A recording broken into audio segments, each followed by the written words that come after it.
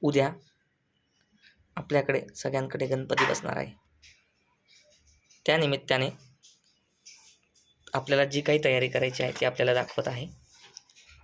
एक ताट घ्या, त्यामध्ये हळद, कुंकू, अष्टगंध, अक्षदा, कापराची डबी, अत्तराची बाटली, सुपाऱ्या, सुट्टे कॉईन ही तयारी करणे.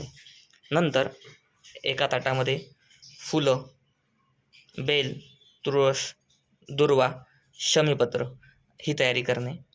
दुसऱ्या ताटामध्ये हार, विविध प्रकारची पत्री अशी तयारी आपल्या ताटामध्ये करून ठेवणे. त्यानंतर गणपतीच्या उजव्या किंवा डाव्या साईडला जी काही जागा असेल तिथे खाली एका डिशमध्ये तांदूळ ठेवून त्याच्यावरती कलश ठेवणे.